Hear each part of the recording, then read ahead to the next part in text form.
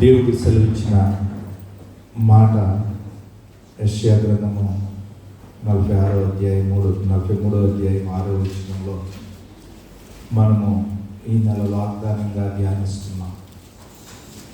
ఆ ఏర్పాటులో కింద మాటని మనము చూద్దాం. అప్పగింపుమని ఉత్తర దిక్కునకు ఆజ్ఞ ఇచ్చెను, బిగబట్టవద్దని దక్షిణ దిక్కునకు ఆజ్ఞ ఇచ్చెదను. దూరము నుండి నా కుమారులను, భూదిగంతముల నుండి నా కుమార్తెలను తెప్పించుము. హల్లెలూయా. మనము ఏ విధమైన పరిస్థితులు, ఆ బిగబట్టేటువంటి పరిస్థితులు, అప్పగించబడాల్సిన పరిస్థితులు, దేవునికి మహిమకరంగా ఉత్తర దక్షిణ దిక్కుల నుంచి ఏ విధంగా దేవుని ఆత్మ సహాయంతో సమకూర్పునిస్తాడో చూస్తున్నాం. ఈ ఏర్పాటులో దేవుడు అంటున్నాడు, నా కుమారులను నా కుమార్తెలను భూదిగంతాల వరకు వెళ్ళిపోయిన వాళ్ళని మరలా తిరిగి తప్పించమంటున్నాడు. ఈ ఉదయకాల సమయంలో దేవుని సన్నిధిలో ఆయనను వెంబడించడానికి సిద్ధపడినటువంటి మనము, ఎవరైనా నన్ను వెంబడించగోరితే ఎవరికి వారు ఏం చేయాలి? తన సిలువను ఎత్తుకుని నన్ను వెంబడించాలి. ఎవరైనా నన్ను వెంబడించాలి అని అనుకుంటే సమస్తాన్ని విడిచిపెట్టి నన్ను వెంబడించాలి. అంటే ఎక్కడో ఒక సపరేషన్ని దేవుడు కోరుతున్నాడు.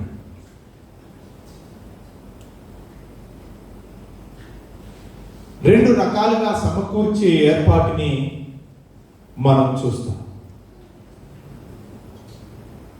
అబ్రహాముని విశ్వాస సంబంధమైన ప్రయాణంలోనికి పిలిచినప్పుడు దేవుడు ఏం చేశాడు? సమస్తాన్ని విడిచిపెట్టి నీవు నన్ను వెంబడించు. ఇంగ్లీష్లో మాట ఉంటుంది, where there is a vision there is a separation. ఏంటిది? Where there is a vision there is a separation. నీ జీవితంలో ఎక్కడైనా దేవుని యొక్క ఒక దర్శనము నీకు ఉంటే నిశ్చయంగా దేవుడు ఆ దర్శనము నెరవేరడానికి దేవుడు చేసే పని ఏంటంటే సపరేషన్, కొన్నిటి నుంచి బయటకి తీసుకుని వస్తాడు.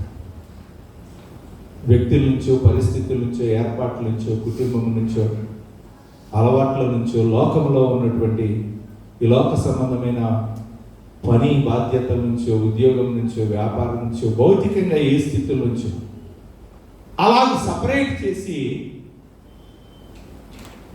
దేవుడు ఏం చేస్తాడు? Where there is a separation there is a communion. హల్లెలూయా.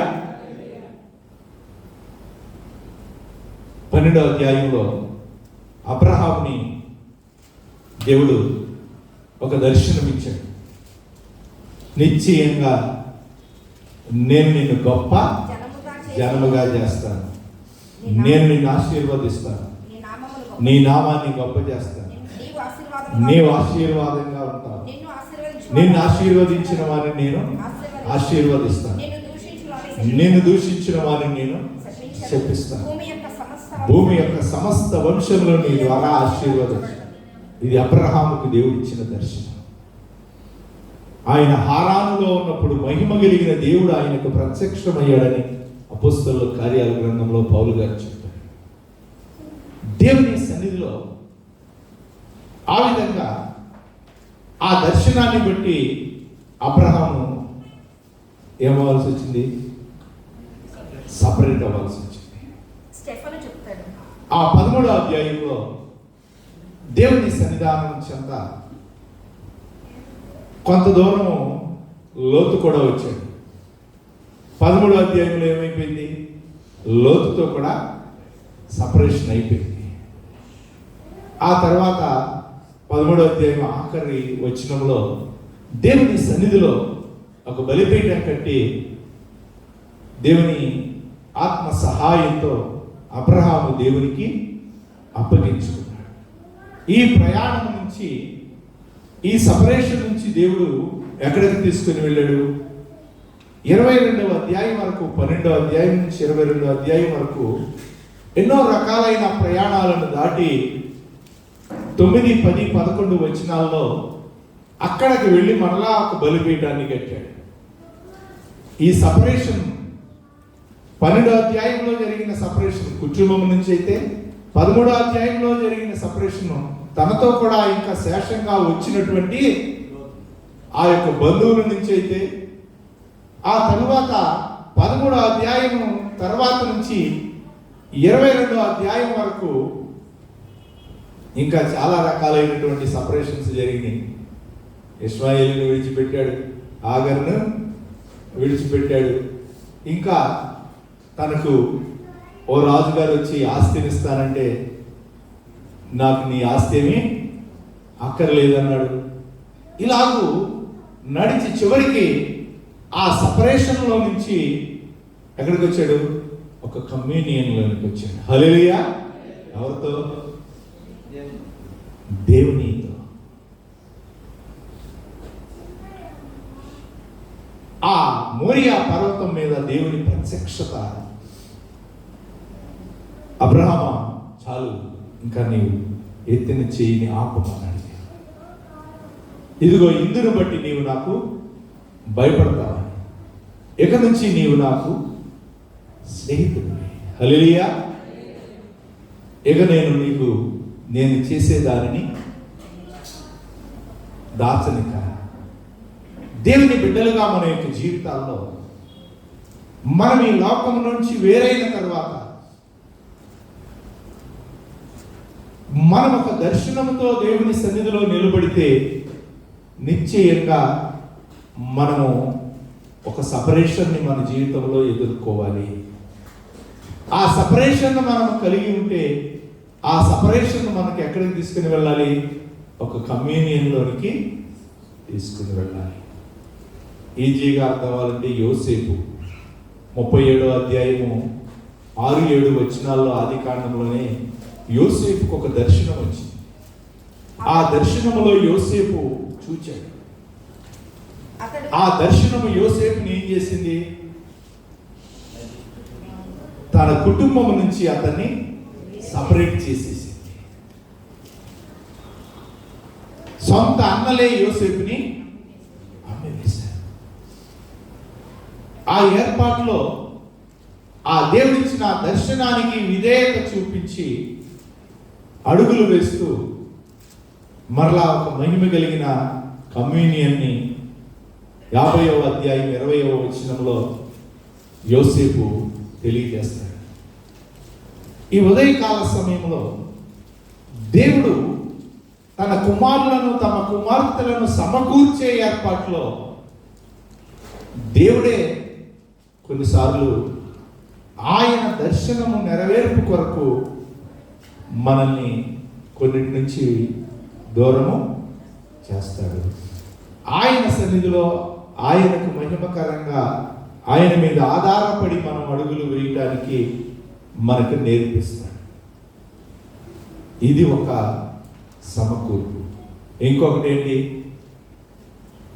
మన ఇష్టానుసారంగా మనము దేవునికి దూరం అయిపోయి మనం ఈ లోకంలో మన చుట్టూ ఉన్నటువంటి ఎన్నో రకాలైనటువంటి లోకాశలను బట్టి దేవుని ఏర్పాటును విడిచిపెట్టి దూరం అయిపోయేటువంటి స్థితిలో మన యొక్క జీవితాల్లో ఈ భూమి మీద మనుషులు నడిచేటువంటి పరిస్థితి.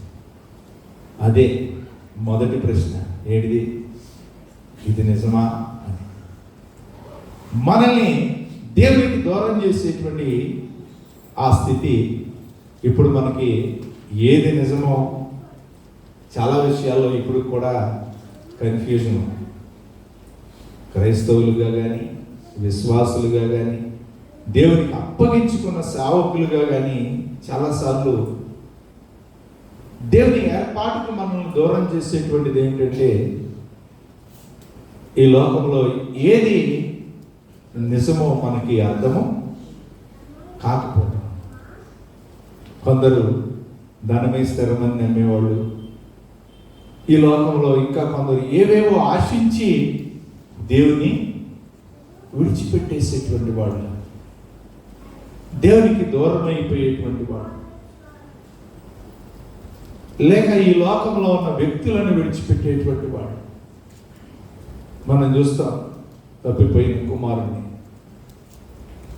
లూకాసు వార్త 15వ అధ్యాయంలో 11వ వచనం నుంచి.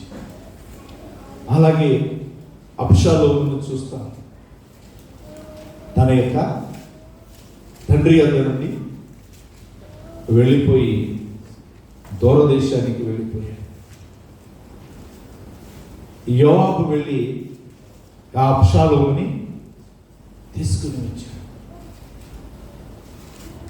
తీసుకుని వచ్చినా సరే 2 నిండు సంవత్సరాలు దావీదు ఒక్క మాట కూడా మాట్లాడలేదు. 2వ సమూయేలు గ్రంథం 14:28లో ఆ మాటని మనం చూస్తాం. కొన్నిసార్లు మన కుటుంబాలతోనే ఉంటాం, కానీ ఇంట్లో ఉన్న వాళ్ళతో కూడా మాట్లాడాలి. రాజుగారి ఇంట్లో ఒక క్రమం ఉంటుంది. ఏమిటది? ప్రతి అమావాస్యకి, ప్రతి పౌర్ణానికి కంపల్సరీ అధికారులు, అధిపతులు, కుటుంబంలో ఉన్న వాళ్ళందరూ ఎవరి సీట్లో వాళ్ళు వచ్చి కలిసి విందు చేయాలి. అంటే 2 సంవత్సరాలంటే ఎన్ని అయిపోయి సుమారు ఒక 48 సార్లు, ఒక 50 సార్లు దగ్గరలో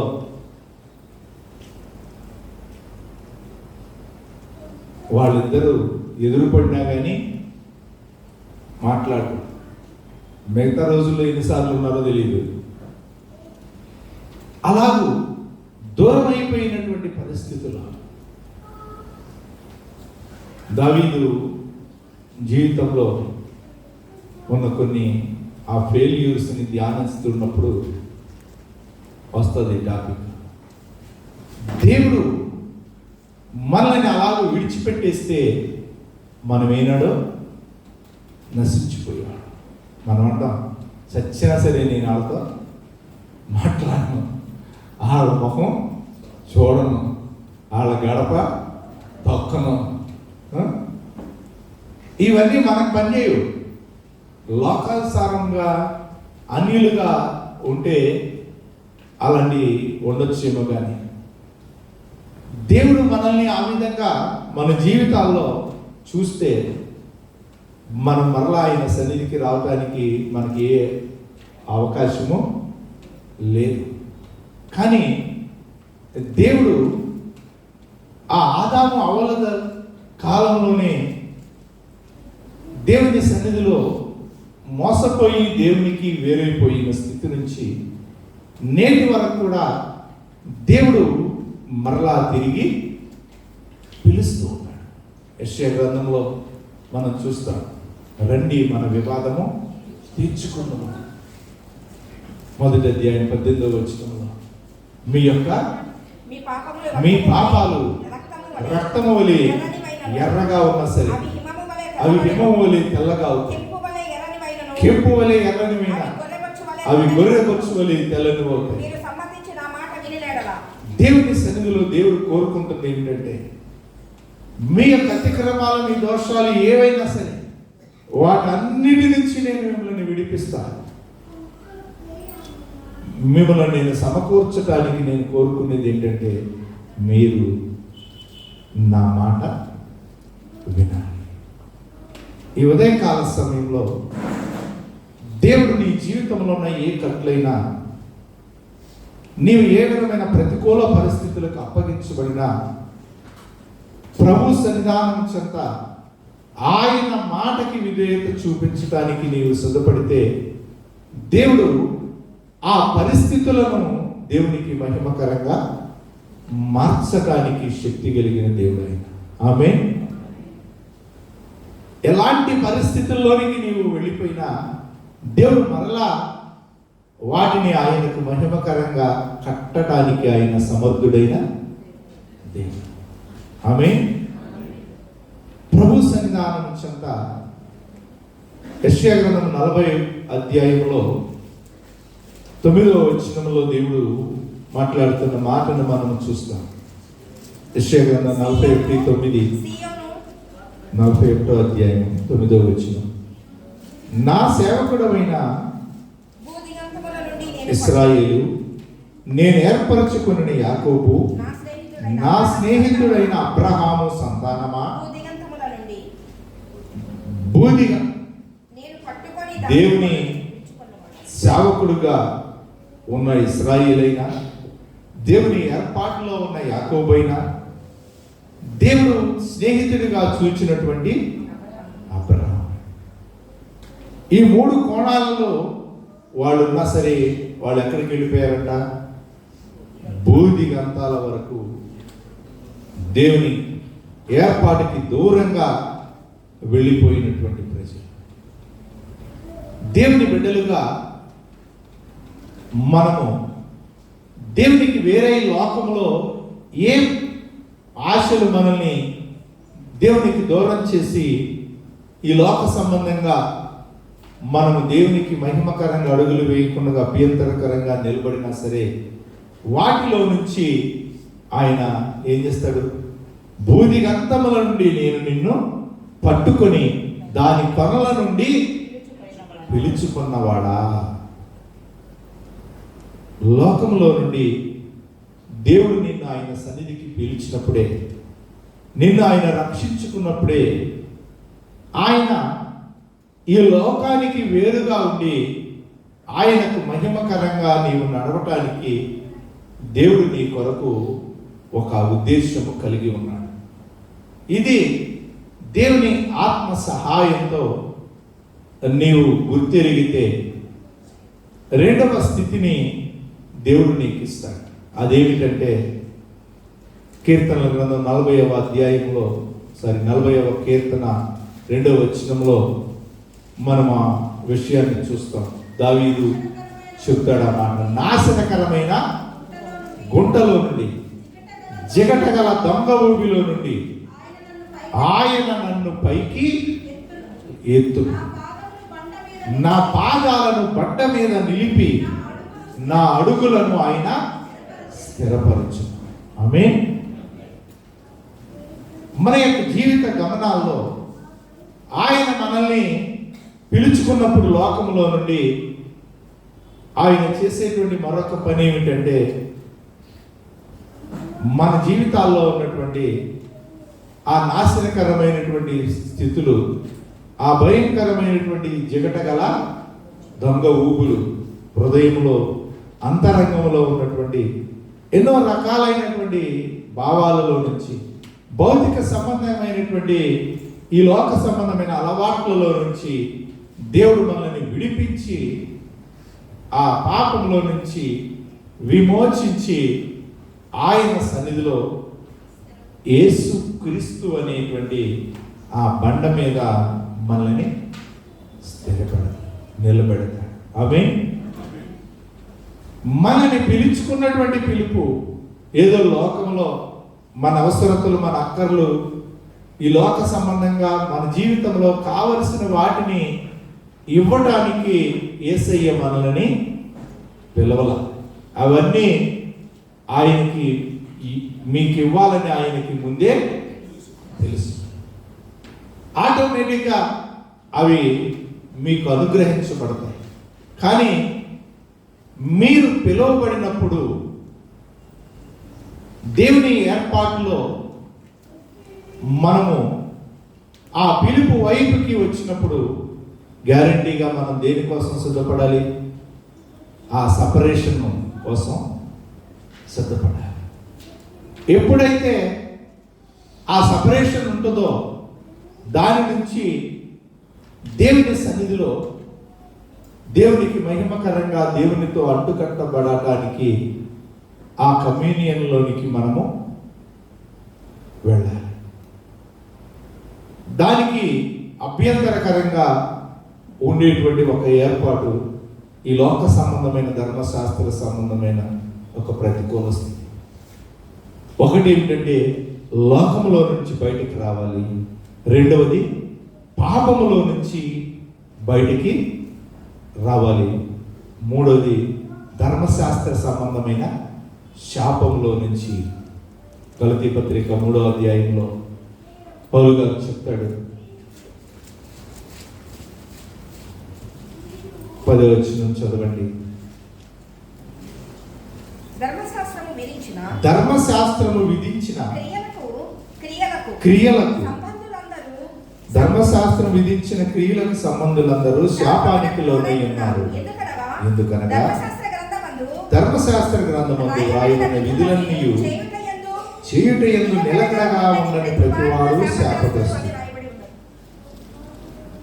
ధర్మశాస్త్ర సంబంధమైన విధులన్నీ నిలకడగా, ఆ క్రియలన్నీ చెయ్యని స్థితి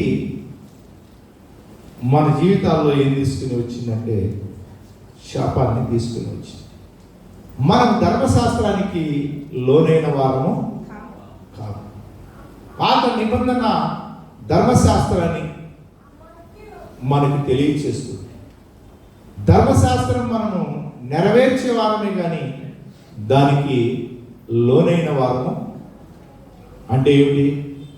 ఆ ధర్మశాస్త్ర సంబంధమైనటువంటి శిక్షా విధి మన మీద నెరవేర్చబడటానికి వీలు లేదు. ఎందుకంటే యేసుక్రీస్తు ప్రభు ఆ ధర్మశాస్త్రాన్ని మన పక్షంగా నెరవేర్చి మన మీద ఉన్నటువంటి ఆ శాపపు కాడిని ఆయన విరగా కొట్టాడు. ఆమేన్. ఇది మనలను దేవునితో కూడా సమకూర్చడానికి, మరలా తిరిగి ఆయన సన్నిధికి మనల్ని రప్పించడానికి దేవుడు చేసినటువంటి ఒక అద్భుతకరమైన ఏర్పాటు. ఈ ఉదయకాల సమయంలో నీవు ఆ విధంగా దేవుని సన్నిధానం చెంతకి రావటానికి ఏ విధమైనటువంటి నీ మనస్సాక్షి నీ మీద కల్మషము తోయిస్తున్న పరిస్థితులు ఉన్నా సరే, ప్రభు సన్నిధిలో ఆయన నిన్ను పిలుస్తున్నాడు. నిశ్చయంగా నీవు ఆయన కృపాసనము యొద్దకు వచ్చి ఆయన సన్నిధిలో నీవు చేయాల్సిన ఒక కార్యము రోమాపత్రిక 7వ అధ్యాయంలో పౌలు గారు చెప్తాడు ఆ మాట. ఏం చేస్తున్నాడు ఆయన? 23వ వచనం, అంతరంగ పురుషుని యందు దేవుని ధర్మశాస్త్రానికి నేను ఆనందించుచున్నాను గాని వేరొక నియమము నా అవయవములలో ఉన్నట్లు నాకు కనబడుచున్నది. అది నా మనస్సునందున్న ధర్మశాస్త్రముతో పోరాడుచు నా అవయవములలోనున్న పాప నియమమును నన్ను చెరపట్టి లోబరుచుకునిచుంది. అయ్యో, నేను ఎంత దౌర్భాగ్యుడను! ఇట్టి మరణమునకు లోనగు శరీరమును నన్ను విడిపించు. మన ప్రభు అయిన యేసుక్రీస్తు వారి ద్వారా దేవునికి కృతజ్ఞతాస్తుతులు చెల్లించుచున్నాను. దేవుడు నిన్ను సమకూర్చడానికి ఆయన కోరుకుంటున్న ఒక ప్రాముఖ్యమైనటువంటి స్థితి ఏమిటంటే, నీవు నీ జీవితంలో ఉన్న లోక సంబంధమైన పరిస్థితుల్లో నుంచి నీవు విడుదల పొందలేకపోతుంటే, నీ జీవితంలో ఉన్న పాపంలో నుంచి నీవు విడుదల పొందలేకపోతుంటే, నీ యొక్క జీవిత మార్గంలో ధర్మశాస్త్ర సంబంధమైన శాపము నీ యొక్క మనస్సాక్షిని కల్మషము తోస్తూ నీ అంతరంగంలో నీ మీద పోరాడుతూ ఉంటే, నీవు చేయాల్సినటువంటిది ఏమిటంటే, దేవుని సన్నిధానం చెంత దేవుడు యేసుక్రీస్తు వారి ద్వారా జరిగించిన కార్యాన్ని నీవు జ్ఞాపకము చేసుకుని ఆయన సన్నిధిలో నీవు ఆయనకి కృతజ్ఞతాస్తుతులు చెల్లించు. ఇదే 50వ కీర్తనలో కీర్తనాకారుడు 23వ వచనంలో తెలియచేస్తాడు. మనం చూస్తే, స్తుతి యాగమును అర్పించువాడు నన్ను మహిమపరుస్తున్నాడు, నేను వానికి దేవుని రక్షణ కనపరుచున్నట్లుగా వాడు మార్గాన్ని సిద్ధము పరుచుకుంటున్నాడు. హల్లెలూయా. దేవుని సన్నిధానం చెంత నీ జీవితంలో నీవు ఏ విధమైన ప్రతికూల పరిస్థితుల్లోనికి వెళ్ళిపోయినా ఆ ప్రతికూల పరిస్థితుల నుంచి దేవుడు మరలా నీ జీవితాన్ని కానీ, నీ కుటుంబాన్ని కానీ, నీ పరిస్థితులను కానీ, నీ యొక్క ఆర్థిక సంబంధమైన స్థితిగతులను కానీ ఆయన మహిమకరంగా మరలా సమకూర్చడానికి ఆయన ఇష్టపడుతున్నాడు. అందుకే యేసు ప్రభువారు ఈ భూమి మీదకి వచ్చి అన్నారు, ప్రయాసపడి భారం మోసుకుంటున్న సమస్తమైన వారారా నా యొద్దకు రండి. అది నీ జీవితంలో ఏ ప్రయాస అయినా సరే, నీ వల్ల కానీ ఏ పరిస్థితి అయినా సరే, దేవుడు మరలా తిరిగి ఆయన కుమారులుగా, ఆయన కుమార్తెలుగా, ఆయన అధికారం క్రిందకు రావడానికి యేసయ్య ద్వారా ఇచ్చిన పిలుపది. మత్తయి సువార్త 11:28 మనకు తెలుసు. లోకంలో ఉన్న వాళ్ళకి ఏం చెబుతాం మనం? దేవుని సన్నిధిలో మనము ఆయన బిడ్డలుగా ఉండి మన జీవితాల్లో ఆయన జీవము కలిగిన కార్యాలను చూడటానికి మన పాస్టర్ గారు వచ్చి ప్రార్థన చేసి ఆయన అంటున్నారు, ఏమనంటే లోకంలో ఉన్న అన్యులకి ఇమీడియట్లీగా స్వస్థత వస్తుందంట, విశ్వాసులకి కొంచెం లేటుగా వస్తుందంట, పాస్టర్ గారికైతే ఇంకాస్త ఎక్కువ లేటుగా వస్తుందంట. ఎందుకు? మనము చాలాసార్లు ఆయన కార్యం చేయడానికి సిద్ధంగానే ఉన్నాడు, మనము సంపూర్ణంగా ఆయన మాటకి విధేయత చూపించడానికి సిద్ధంగా లేవు. మనం అనుకున్నట్లుగా దేవుడు పనిచేయాలనుకుంటాము. అందుకే పౌలు గారు అన్నాడు, మీరు అవిశ్వాసులుగా ఉన్నప్పుడు కంటే విశ్వాసులైన తరువాత దేవుని రక్షణ మీకు మరీ సమీపంగా ఉంది.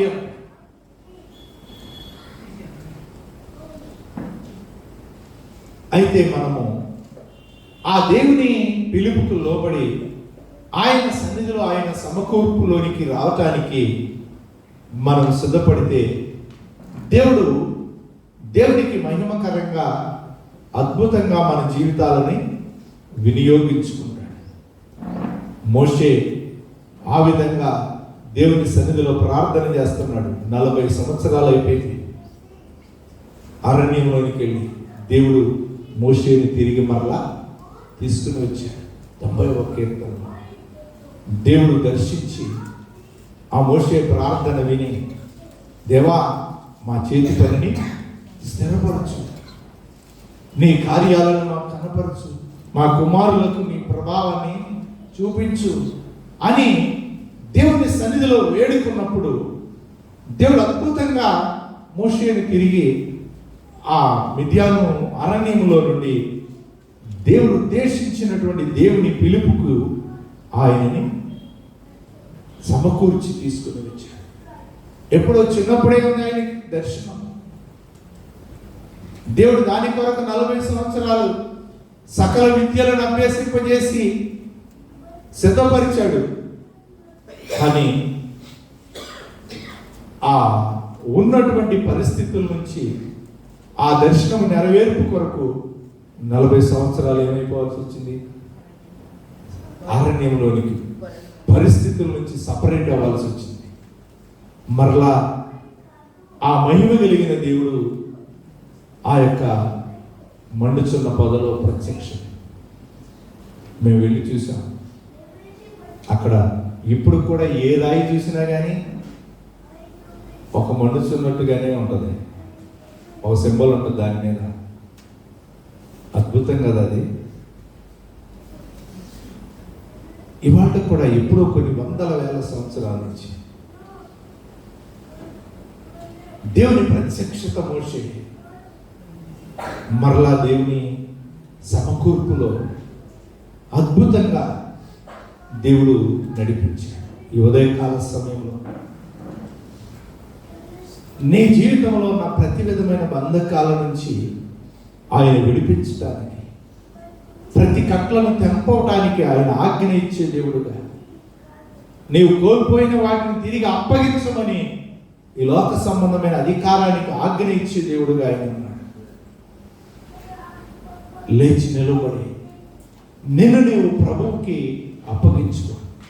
ప్రభువా, నీవు నన్ను ఎందుకు లోకంలో నుంచి ప్రత్యేకపరిచావు? ఎందుకు నీ మహిమ కలిగిన పిలుపులోనికి తీసుకుని వచ్చావు? ఆ విధమైన నీ ఏర్పాటుతో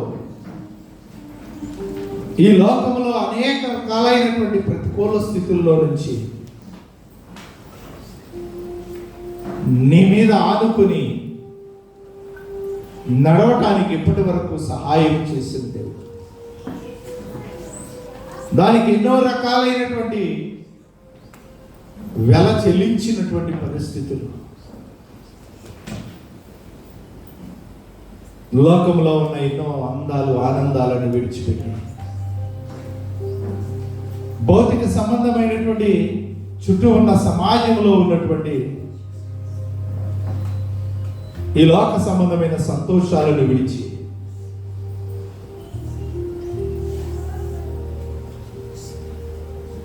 నీ సన్నిధానం చెంత నిలబడటానికి కృపనిచ్చిన దేవుడు. ఆ ప్రయాణంలో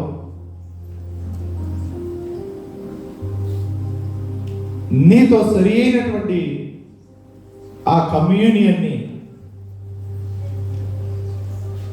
కలిగి నడవటానికి ఏ విధమైన అభ్యంతరాలు, ప్రతికూల స్థితులు నా మార్గంలో ఉన్నాయి ప్రభువా, వాటన్నిటి నుంచి ఈ యొక్క దినాల్లో విడుదల దయచి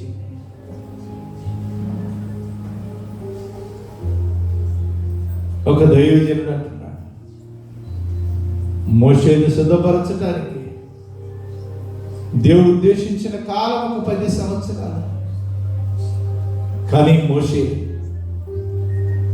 ఆయన ప్రత్యక్షతలో నిలబడటానికి 40 సంవత్సరాల సమయం తీసుకున్నాడు. అందుకేనేమో 400 సంవత్సరాల అనంతరము తిరిగి వస్తారని ఐగుప్తు నుండి అని చెప్పబడినటువంటి అబ్రహాము యొక్క వాగ్దానం 430 సంవత్సరాలకు వాళ్ళు తిరిగి వచ్చారని ఈ ఉదయకాల సమయంలో దేవుడు నిన్ను ఆయనతో కూడా సమకూర్చుకోవడానికి తన ఏకైక కుమారుణ్ణే ఈ లోకానికి పంపించి మునుపు దూరస్థులమైనటువంటి మనల్ని ఇప్పుడు ఆయనకు సమీపస్తులుగా, ఆయన రాజ్య పౌరులుగా ఉండటానికి, ఆయన మహిమ కలిగిన అధికారంతో ఈ భూమి మీద అడుగులు వేయటానికి, ఆయన సార్వభౌమాధికారానికి అప్పగించుకొని భయభక్తులు కలిగి ఆయనను సేవించటానికి, గజగజ వణుకుతూ ఆయన సన్నిధిలో ఆనందించడానికి, ఆయన రాజులకు రాజుని, ప్రభువులకు ప్రభువని, ఆయన సార్వభౌమాధికారం కలిగిన దేవుడని,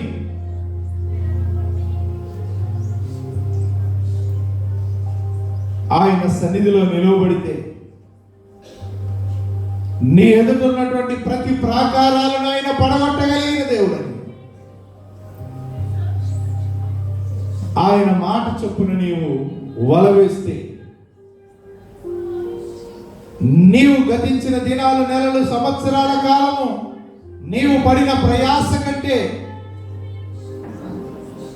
విస్తారమైన ఫలం ఇవ్వగలిగిన దేవుడు. నిన్ను సమకూర్చేటువంటి కాలంలో ఆయన నీ యొక్క జీవితంలో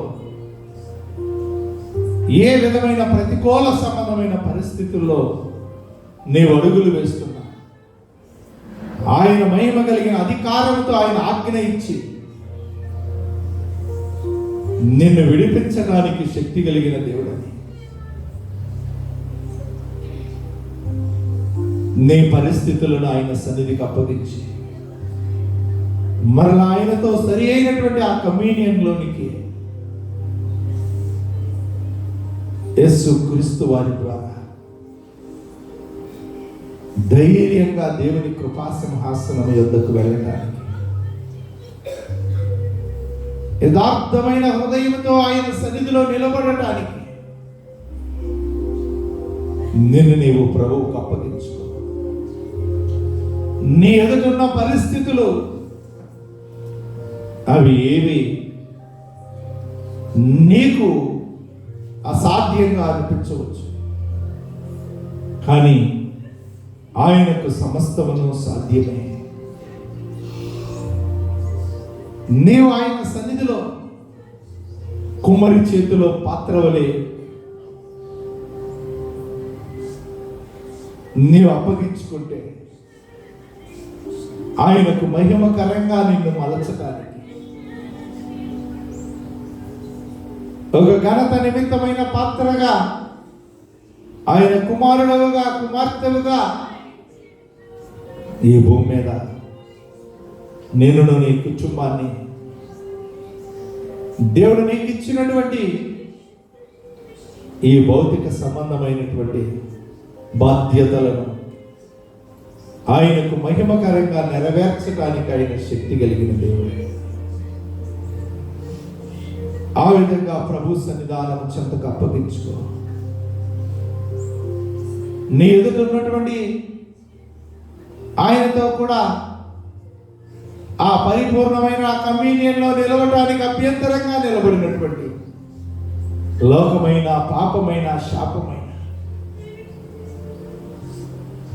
దినదినము దానిని ప్రభు సన్నిధానం చెంతకు తీసుకుని వచ్చి యేసు క్రీస్తు వారి ద్వారా దాని అంతటి నుంచి తండ్రి విమోచించి నిన్ను ఆయన సన్నిధిలో పరిశుద్ధుడుగా, నీతివంతుడుగా, ఆయన సొత్తైన కుమారుడుగా కుమార్తెవుగా నిన్ను ఆయన చూస్తున్నాడనేటువంటి ఆ నిశ్చయత నీవు కలిగి ప్రభు సన్నిధిలో ముందుకు అడుగులను వేయటానికి నిలబడు. ప్రార్థన చేసుకున్నాం. అత్యంత కృపయు విశేషమైన కనికరమును కలిగిన తండ్రి, వందనాలు. నీ ఉన్నతమైన ప్రేమను ఈ భూమి మీద నీ ప్రియ కుమారుడు మా రక్షకుడైన యేసుక్రీస్తు వారి ద్వారా వెల్లడిపరిచి మునుపు దూరస్థులమైనటువంటి మమ్మలను నీ యొక్క మహిమ కలిగిన అధికారంతో సృష్టి మొదలుకొని నీవు మా కొరకు శ్రమపడినని నీ యొద్దకు సమకూర్చుకోవడానికి ఎదురు చూస్తున్నా. అలాగూ నీ యొద్దకు రానియకుండా ఈ లోక సంబంధమైన అధికారము తాను చెరపట్టిన వారిని తన స్వస్థలాలకు పోనీయనకుండా ఎన్నో రకాలుగా ఈ భౌతిక సంబంధమైన అధికారము నీ ప్రజల జీవితాల్లో ప్రభుత్వం చేయటానికి చూస్తున్నదా. యేసు క్రీస్తు ప్రభువా, నీ మహిమ కలిగిన అధికారంతో ఈ అపవాది క్రియలను మీరు లయపరచడానికే ఈ భూమి మీదకి మీరు వచ్చి ఉన్నారు.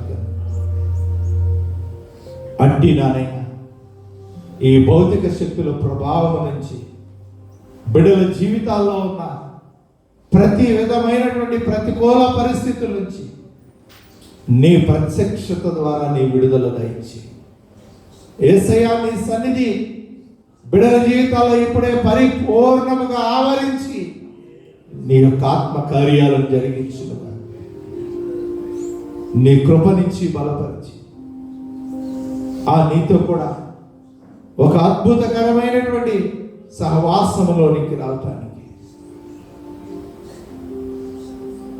నీవే ప్రతి బిడ్డను యోగ్యకరంగా సిద్ధపరచండి. నీలో అంటుకట్టబడిన వారి ఇదిగో ద్రాక్షావళి నేను, తీగలు మీరని చెప్పావు యేసయ్య. ఆ శ్రేష్టమైన ద్రాక్షావళి నీ బిడ్డల జీవితాలు నీలో ఉన్న సారముతో, నీ సార్వభౌమాధికారంతో, నీవు కలిగి ఉన్న నీతి పరిశుద్ధత, నీవు కలిగి ఉన్నటువంటి ఆ యొక్క సత్యము కృప నీ బిడ్డల జీవితాల ద్వారా లోకంలో ప్రత్యక్షమవటానికి కృప చూపించండి. తిరిగి బిడ్డలు వారి వారి గృహాలకు వెళ్తున్నారు. నీ సన్నిధి, నీ దూతల పరిచర్యనిచ్చి వారు నీ పిల్లలని అబద్ధమాన నేరని జనమని నాయన నీవు వారితో నిబంధన చేసుకున్న దేవుడు. నీ యొక్క నిబంధనతో యేసయ్యా మీ సిలువ రక్తముతో మీరు చేసుకున్న నిబంధన బిడ్డల జీవితాల్లో నీ యొక్క మహిమ కలిగిన భద్రతలో వారు కాపాడబడటానికి ఎవ్వరు నా చేతి నుండి వారిని అపహరించలేరని చెప్పి ఆ విధంగా నీ పిల్లలుగా నీ స్వరాన్ని వింటూ నీ మహిమ కలిగిన ఆత్మ కార్యాలను అనుభవించడానికి సహాయం చేయి. మరలా మేమందరం కలిసి నిన్ను స్తుతించుకొని నీవే నీ సన్నిధి ప్రసన్నతతో నడిపించు. వారి దైనందిన కార్యాలను మీరు ఆశీర్వాదకరంగా చేయి. వారికి నీవు ఇచ్చినటువంటి జీవన సంబంధమైన కార్యాలను నీకు మహిమకరమైన జయాలను దయచేయి. నీ మహిమార్థమైన పరిచర్యలు నీకు మహిమకరమైన పాత్రలుగా బిడ్డల జీవితాలను నిలబెట్టండి. తిరిగి మరలా మేమందరము నిన్ను ఆరాధించి పర్యంతము నీ కృపాక్షేమములే బిడ్డలకు తోడుగా ఉంచి నడిపించి మహిమ యేసుక్రీస్తు వారి శ్రేష్టమైన నమ్మకమైన నామములో ప్రార్థించి పొంది నామ తండ్రి. మన తండ్రి అయిన దేవుని యొక్క ప్రేమ, ఆయన ప్రియ కుమారుడు మన రక్షకుడు త్వరలో రానైన యేసుక్రీస్తు వారి కృప, పరిశుద్ధాత్మ దేవుని ఆదరణ సహవాసం ఇలా భూమి మీద ఆయన మహిమ కలిగిన అధికారంతో ఆయన ఎందుకు వస్తున్న వారికి ఆయన దర్శనంతో ఆయన మహిమ కొరకు ప్రతికూల పరిస్థితుల్లో నిలబడి ఆయనను ఆధారంగా చేసుకుని అడుగులు వేస్తున్న వారికి కూడిన మనకును మన కుటుంబాలకు ఈ పరిచయం ప్రభురాత్ర పర్యంతము తోడయుండి ఆయన ఉద్దేశాన్ని నెరవేర్చునుగాక. ఆమేన్. యేసు రక్తమయించి శిలువ రక్తమయించి యేసుక్రీస్తు వారి నామమునకి పరిపూర్ణమైన విజయం, అపవాది క్రియలకు అనంత నాశనం, యేసుక్రీస్తు వారి నామమునకి పరిపూర్ణమైన విజయం మనకు ఆశీర్వాదమును కలుగునుగాక. ఆమేన్.